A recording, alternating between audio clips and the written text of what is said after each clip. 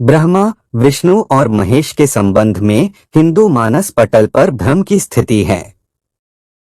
वे उनको ही सर्वोत्तम और स्वयंभू मानते हैं, लेकिन क्या यह सच है? क्या ब्रह्मा, विष्णु और महेश का कोई पिता नहीं है? वेदों में लिखा है कि जो जन्मा या प्रकट है वह ईश्वर नहीं हो सकता। ईश्वर अजन्मा, अप्रकट और निराकार है।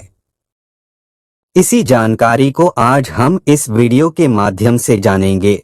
चलिए जानते हैं। अगर आपने हमारे YouTube चैनल कर्मा को सब्सक्राइब नहीं किया है, चैनल को सब्सक्राइब जरूर कर ले। शिव पुराण के अनुसार ब्रह्मा ही सत्य है, वही अविकारी परमेश्वर है।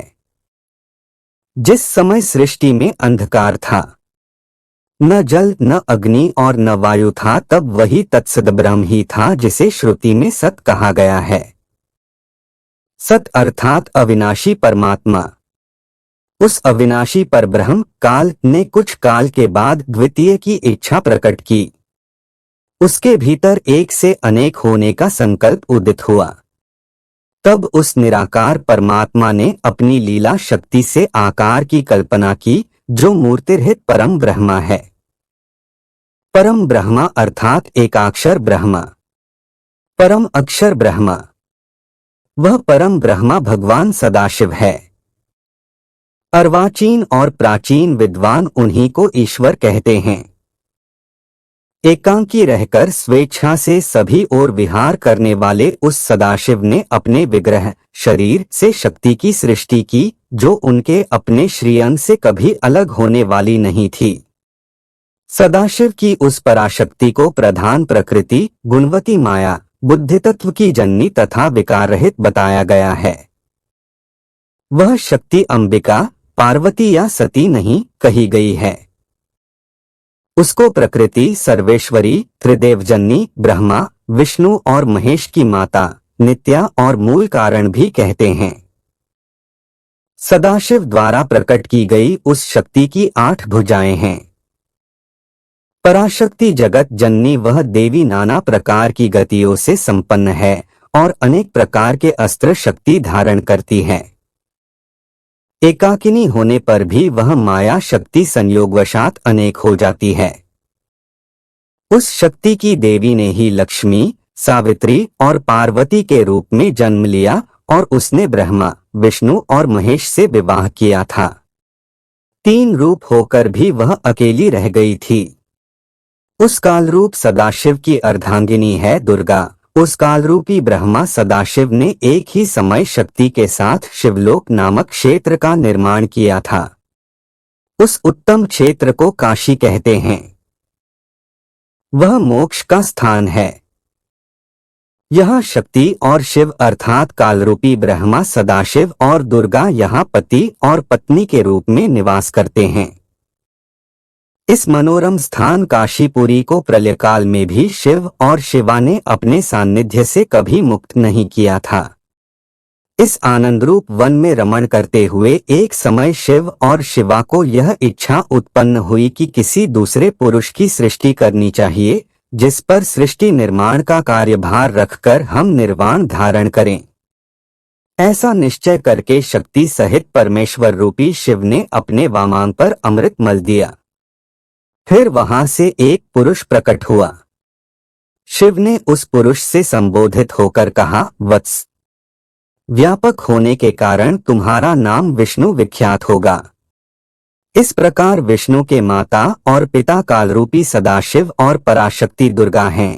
शिव पुराण के अनुसार ब्रह्मा जी अपने पुत्र नारद जी से कहते हैं कि विष्णु को उत्पन्न करने के बाद सदाशिव और शक्ति ने पूर्ववत प्रयत्न करके मुझे, ब्रह्मा जी को, अपने दाहिने अंग से उत्पन्न किया और तुरंत ही मुझे विष्णु के नाभि कमल में डाल दिया। इस प्रकार उस कमल से पुत्र के रूप में मुझ हिरण्यगर्भ ब्रह्मा का जन्म हुआ। मैंने, ब्रह्मा, उस कमल के सिवाय दूसरे किसी को अपने शरीर का जनक या पिता नहीं जाना। मैं कौन हूँ, कहाँ से आया हूँ, मेरा क्या कार्य है, मैं किसका पुत्र होकर उत्पन्न हुआ हूँ और किसने इस समय मेरा निर्माण किया है, इस प्रकार मैं संशय में पड़ा हूँ। इस प्रकार ब्रह्मा, विष्णु और रुद्र इन तीन देवताओं में गुण हैं और सदाशिव गुणातीत माने गए हैं। एक बार ब्रह्मा और विष्णु दोनों में सर्वोच्चता को लेकर लड़ाई हो गई तो बीच में कालरूपी एक स्तंभ आकर खड़ा हो गया। तब दोनों ने पूछा, प्रभो, सृष्टि आदि 5 कर्तव्यों के लक्षण क्या हैं? यह हम दोनों को बताइए। तब ज्योतिर्लिंग रूप काल ने कहा, पुत्रों, तुम दोनों ने तपस्या करके मुझसे सृष्टि, जन्म और स्थिति, पालन नामक 2 कृत्य प्राप्त किए हैं। इसी प्रकार मेरे विभूति स्वरूप रुद्र और महेश्वर ने 2 अन्य उत्तम कृत्य संहार, विनाश और तिरोभाव अकृत्य मुझसे प्राप्त किए हैं, परंतु अनुग्रह, कृपा करना नामक दूसरा कोई कृत्य पा नहीं सकता। रुद्र और महेश्वर दोनों ही अपने कृत्य को भूले नहीं हैं, इसलिए मैंने उनके लिए अपनी समानता प्रदान की है। सदाशिव कहते हैं, ये रुद्र और महेश मेरे जैसे ही वाहन रखते हैं, मेरे जैसा ही वेश धरते हैं और मेरे जैसे ही इनके पास हथियार हैं। वे रूप, वेश, वाहन, आसन और कृत्य में मेरे ही समान हैं।